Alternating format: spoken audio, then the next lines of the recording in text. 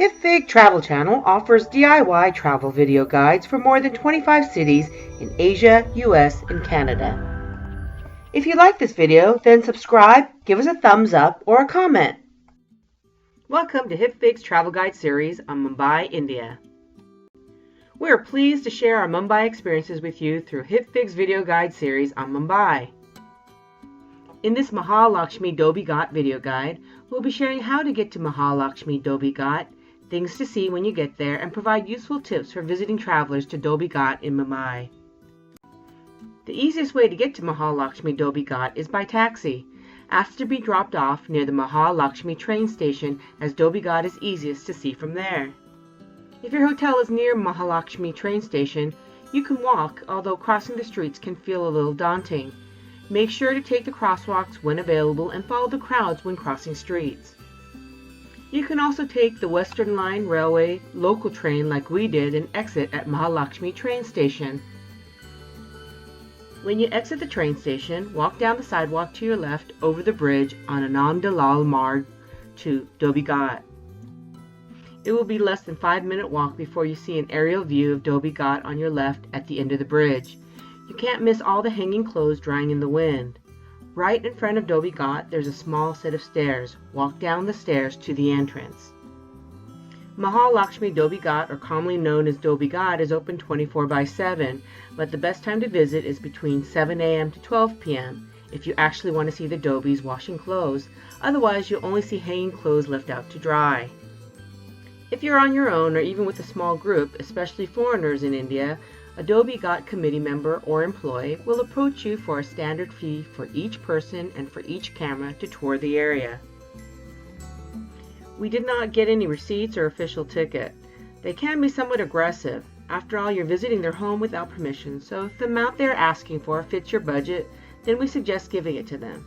If not, view from the top of the bridge, which is free. Once we paid, a local guide escorted us through the area, including the dark cave-like area where they iron. Luckily for us, we had someone in our group who spoke Marathi, Hindi, and English, so he could translate for us what the guide said. If you don't speak Hindi, we suggest going with an official tour group.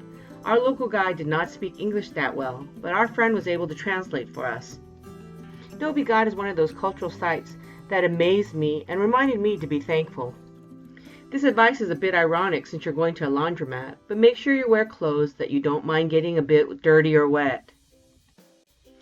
Acknowledged by the Guinness World of Records as the world's largest outdoor laundry, under most people hand-washing clothes at a single location in 2011, Dhobi Ghat is where laundrymen and women, but mostly men, also known as Dhobis, work in the open to wash clothes from all over Mumbai. Constructed in 1890, over 2.5 acres with 700 washing pens made of stone and concrete, the area referred to as Dhobi Ghat is lined up with rows and rows of open-air concrete wash pens, each fitted with its own flogging stone. What I was surprised to see is that people lived there. According to our guide, the makeshift sheds adjacent to the washing pens were built so that clothes could be dried during the monsoon season, but Indians, being a practical people, started living in them too. The Dhobi Kalyan and Adiyogi Vikas Cooperative Society, it's kind of like a Dhobi union, estimates that over 7,000 people wash over 500,000 pieces of clothes every day.